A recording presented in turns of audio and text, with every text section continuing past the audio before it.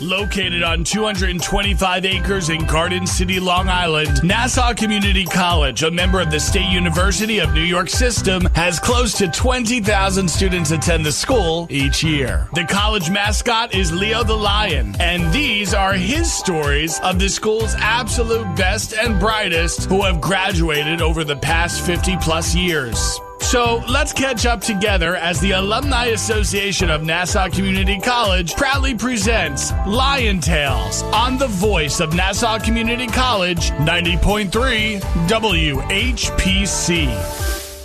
Welcome to Lion Tales, powered by the Nassau Community College Foundation. My name is Aurora Workman. I am president of the Nassau Community College Alumni Association.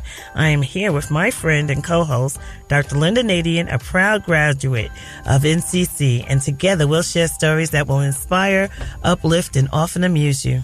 Each week, Aurora and I will introduce you to alumni of Nassau Community College interested in sharing their experiences while attending the college and the secrets to their success. It's on behalf of the Alumni Association, we are excited to continue our work into the new year, 2020. We welcome all alums to check out our web pages. We are looking for the face of alumni for Nassau Community College, so if you are that face, go on to our Facebook page and let us know. Look for many new and exciting events on the pages, social media, Facebook, Instagram, and our web pages at ncc.edu/alumni. If you, our listening audience, has any positive news you would like to share about alumni happenings, we would love to hear from you, so email us at ncc.edu/alumni. Well, today's guest is Dr. Thomas O'Brien, a doctor of Osteopathic Medicine. Dr. O'Brien has dedicated his life to not just treating his patients, but educating them so that they can improve their lifestyles through healthier choices. Dr. O'Brien is known for his ability to explain complex medical problems in simple terms, thus allowing all patients to understand, treat, and control their well-being. Welcome to Lion Tales, Dr. Thomas O'Brien, class of 1986. Yeah. Yes. Yeah. Right. So tell us about your decision to attend Nassau Community College. Sure. Way back when. This is great. Well, thank you for allowing me to be on your show. This is being home for me. Yeah. And my story is unique. I'll give you a little history of the college and my family and the background so you can see how important, and like I said, this is home to me. If you go back to 1958, Nassau Community College became a college, and it was for the military.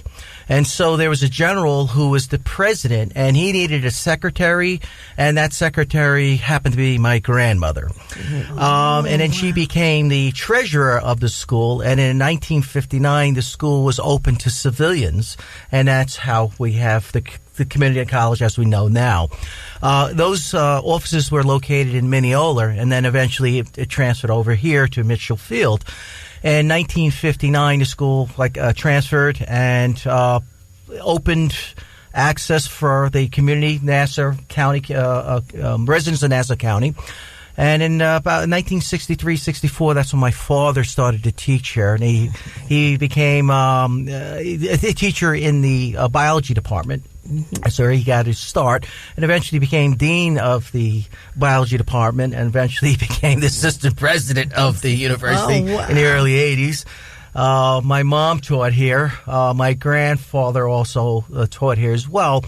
So naturally, I was supposed to come here. Yes, generations. Yes, this was a great opportunity, the education. And if you go back and study the history of Nassau Community College, we were rated in the top 10, top 5 in education and academics. Yes. Besides sports, I mean, our football team was number 4, number 5 for the past 45, almost 50 years. Yeah. But if you rank community colleges for academics, we are one of the top in the nation. Yes. Yeah, that's true. And I think we found out that there are about 62 community colleges in the state of New York, but that we are always ranking in the highest. That's correct.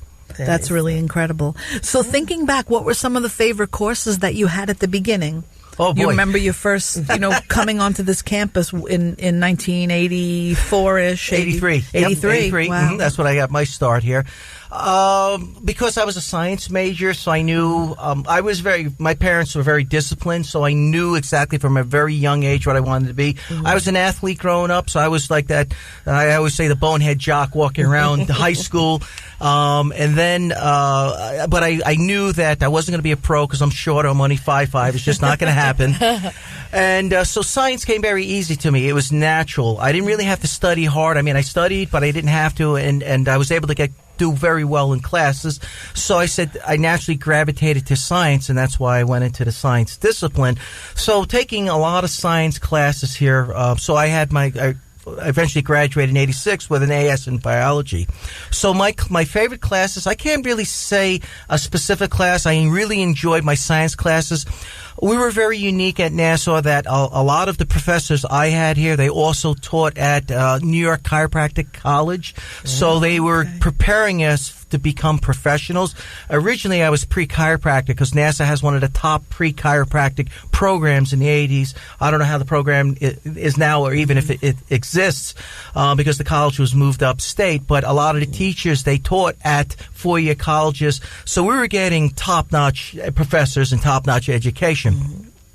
But definitely one of my favorite, and Aurora and I have someone very special in our lives, and we both consider him as a second father.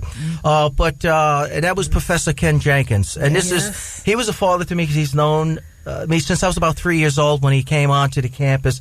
He started as part-time in the 1960s. I think it was around 67, and he became full-time in around 71. And we helped establish the Afro-American Studies. I took Afro-American Studies 1 and 2 and a few other classes. Very unique classes, being one of the only white students in the class, but it gave me a very unique perspective of something how I wouldn't see it.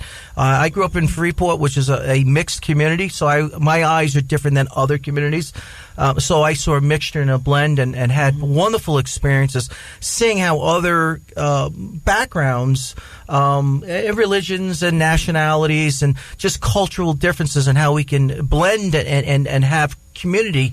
Freeport didn't have money like Merrick and Belmore and other communities, but we had a sense of unity, and our parents were there with us. Yes. And so when there were events in the school, our parents were there. So coming in and seeing something a little unique and being from a different perspective, I really enjoyed it because he was very. His classes were exciting, and he brought the student and made the student involved, very accessible. So you can ask him a question and he'd let you speak and he'd answer, and he encouraged you to be better. His office was always busy because we would always be sitting there taking up his time. And actually, his office is right above us. And actually, his office was my father's office originally. And then they didn't have the Afro-American Studies department. So they used his office and they shared the office together. So I remember coming here in the late 60s, going upstairs, and then their desks were facing each other. And they made a pact and they said, we're going to make a difference and take care of these kids. And so I grew up in that environment. It was dynamite. It's very unique. And it was, because it was really a good time for being a student here at Nassau.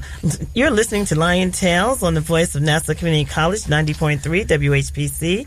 I'm Aurora Workman, along with Dr. Lynnda Nadien, and our guest today is Dr. Thomas O'Brien, a doctor of and I keep saying that, and I know I'm saying it wrong. Osteopathic medicine, who earned his degree in medicine in 1995. He treats patients as individuals and tailors protocols for their specific health needs. Now, one of the things that I want to sit there and ask, because Dr. Thomas O'Brien, the original Dr. Thomas O'Brien, his dad was one of my favorite professors. And I mean, even when I came back here as a professional to work at Nassau, he was the first one that came over and gave me this great big hug because he knew I was coming back. Okay? It's like things like that where him and Professor Jenkins, they knew who their students were and who was coming back, but they knew that we were coming back to be of service to the next generation, because that's how they raised us. Yeah, because we were being taught to be, really parents. They were preparing us for adulthood and being a parents for the community. We're lacking that with this generation. Everyone wants to be individuals and separated. We need togetherness. We always say we're the United States. It's individuals that unite together as one. We have the United States with individuals who are not uniting at all. Right. We really need to unite and be one again. You were becoming, disjointed by that. We really need to bring that together. So going back to your work as an osteopathic doctor of medicine, can you tell us about how that evolved once you left Nassau and then you made that your pursuit? Right. No, that's a great question. I was, like I said, I was pre-chiropractic going through the program, and one day I went over to my father's office. He was in Cluster F when they built the new campus, which is now the old campus. And I said, Dad, I feel that, chiropractic is very limited. Too bad I couldn't prescribe maybe some medications, maybe do a little minor surgery. And he goes, oh, I'm glad you finally came to that point. I go, well, what do you mean? He picks up the phone because of all his contacts, and he calls someone, and he says, are you available tomorrow? And I said, yeah. He goes, make sure, because I used to come to school dressed. Now, in the 80s, you had to dress. Yeah. So we were dressing nice. Ties, you had to be tight walking around campus. At that particular time, I'll throw a little fun fact. In 1985, we had 36,000 students. We had full-time day, full-time night, part-time day, and part-time night. 36,000 students. Wow. So we were dressed. You had for dress for success, and we were being trained and prepared and nurtured, dressed for success. So he says, make sure you go over to this campus, and I want you to speak to this gentleman. I said, okay. So I went over there, make sure you're dressed well. I said, all right. So I went over there, and it turns out it was NICOM. I didn't know what NICOM is, and NICOM's New York College of Osteopathic Medicine. And I read the sign. I'm like, oh, what's this? Didn't know anything about osteopathy. And so I had an interview with this individual, and it was about a half hour. And I said, well, I'm pre-chiropractic. He goes, I have this and my degree and so forth. He goes, no, we're a medical school. This is medical school, so you need MCATs and so forth. And when we were done, I went back to my father with a big smile. I said, Dad, that's me. That's my personality. He goes, I'm glad you finally got to that point. I was waiting for you to get to that point and make a decision. So I went from pre-chiropractic, and then I switched over to thinking about going to medical school, and that particular school was osteopathic medicine. And it's a very holistic approach. The way that I describe it is being an allopath, an MD, and a chiropractic combined. The founding father of chiropractic medicine studied under our founding father. So we were manipulating. We say manipulation, they say adjust. So we were manipulating first. And so it brought everything together, and it gave me a unique opportunity to have an integrative practice where I can prescribe meds, I can do minor surgery, and I can manipulate for my patients and treat them naturally. So upon leaving Nassau, then you were accepted at NICOM, which is in the Old Westbury campus? Is that where it was? That's close. Yeah. Close. No. From here, you don't have to have a 4-year degree, but you have to have your MCAT. So what I did was I transferred to New York Tech, and in 1 year, I crammed the rest of my credits in. I think my last semester I did 22 credits so I can graduate in a year. Yeah, I was really pushing hard. Yeah, was really pushing. I was pushing. And so from there, I didn't take my MCATs yet because that's mandatory MCATs. So then I said, well, what am I going to do? So my father said, did you think about a master's degree? And I'm like, no. I said, I don't want to do it in biology. I have an AS in biology, a BS in biology. I took biology my entire life. So he goes, did you think about nutrition? I go, no. He goes, nutrition's going to be the future. I said, okay. So I stayed at New York Tech, and I because I was within the school, I didn't have to take my GMATs. So I applied and got accepted into the master's program at New York Tech. And I finished up my master's degree. It was 2 years full time at night, and because I was out of sequence, I had to wait 6 months. So it ended up being 3 years instead of 2 years because I had to take a class and then write my master's thesis. And then during that time, I was studying and preparing for my MCATs, and then I took my MCATs, and then I applied to school. I did not go to NICOM because I was looking for a very holistic approach. So I interviewed out in Iowa, and it was the second school, which is over 128 years old. Wow. You were listening to Lion Tales. Today's guest is Dr. Thomas O'Brien, a doctor of osteopathic medicine who has dedicated his life to providing patients with specific care and to educating them with information to promote overall good health and well-being. The possibility of lung cancer can be pretty scary, especially if you're one of approximately 8 million current or former smokers at high risk. That's why SaveByTheScan.org wants you to know that now there's a breakthrough low-dose CT scan that can detect lung cancer early, and it only takes 60 seconds. You stop smoking, now start screening. For an easy quiz to see if you're eligible, visit SaveByTheScan.org. It could save your life. SaveByTheScan.org is brought to you by the American Lung Association's Lung Force Initiative and the Ad Council. Welcome back to Lion Tales, powered by the Nassau Community College Foundation, on the voice of Nassau Community College, 90.3 WHPC. I'm your host, Dr. Lynnda Nadien, along with Aurora Workman. Our guest today is Dr. Tommy O'Brien. So we're going to move on to a few important questions about the work that you're currently doing, telling us about being certified to provide the use of medical marijuana. Sure. Well, this is a unique. Now, I'm lifetime drug free. I'm not a drinker. You're being Irish and Italian. You figure, beer and wine. No, I just never acquired a taste. And even my wife. Now, here's something unique. My wife's my high school sweetheart, so I've known her 40 years. Wow. Yeah. Beautiful. So she saw me from a kid. Shout out to wifey. Yay. Seeing me as a silly kid, and here I am, a 55. I'm still silly. I haven't changed. Yeah. Silly is good. That's it.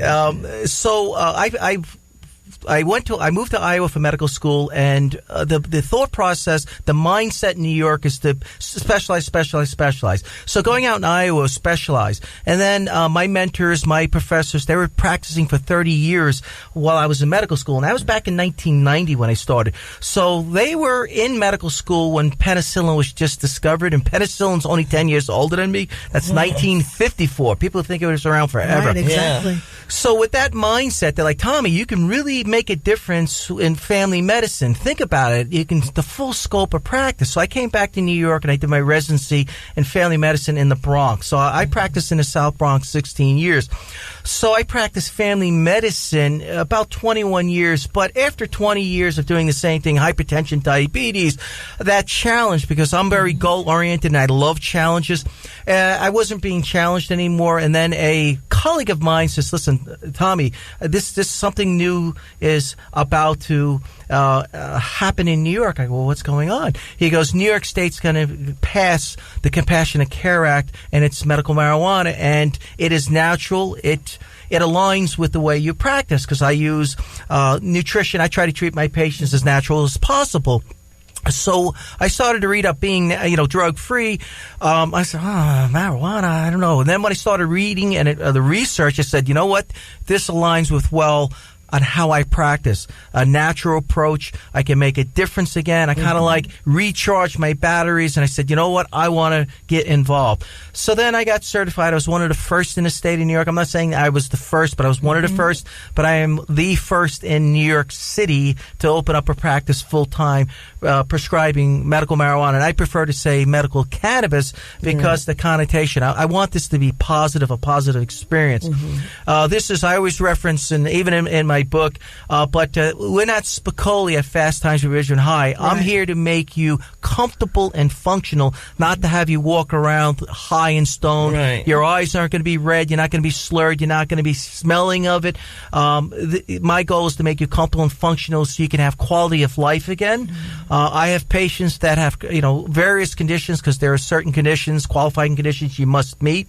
But I have patients that are young and disabled, and I'm able to get them back to work. And then I have patients on the other end of the spectrum that were here for palliative therapy, so the quality of life so they can end life with dignity. And I write about that in a book as well, Dying with Dignity. Yeah. And so how exactly would you treat a patient, let's say a person 35 or 40 that is suffering from arthritis, and which is pretty common lately. Right. maybe from sports injuries or whatever happens, how would you approach and try to convince them to try these other alternatives to, let's say, opioids or any other type of medication that's prescribed? Sure, yeah, controlled substances. Yeah. I don't have to convince them. Okay. My patients are coming to me because they've exhausted all their resources, and this is a final for them, and they're in pain. My patients aren't drug seekers. They have disabilities, and they have chronic medical conditions. So they're looking for something different. The first thing to say is, I want to get off this, junk. I'm like, they're on narcotics because it changes your behavior. It changes your biochemistry in your brain. Everything changes. Your relationships change. And when I describe this, because a lot of times they will bring their significant other into the office because they don't know what this is about. They just remember, the high school kids, the potheads smoking up, and it's not like that at all. And I don't really have to convince them. They're ready to make the change. And I'm able to wean them off the narcotics and put them on this natural. Think of it as this like a natural supplement or a natural medicine. It is the oil from the plant. So think of eucalyptus, right? Well, what's in Vicks Vapor Rub? It's eucalyptus oil from the eucalyptus plant that you can put on your face or put in a humidifier, and then you can breathe it in. It opens up your sinuses. We're talking about something very similar, but coming from the cannabis plant. That's it. That's all. It's that simple. And what forms does it come in? Well, it only comes in an oil, but you're talking delivery system. So that we have 4 delivery systems in New York, and that would be a vapor. And I know you're hearing in the media about the vapors, and I have my opinion about that.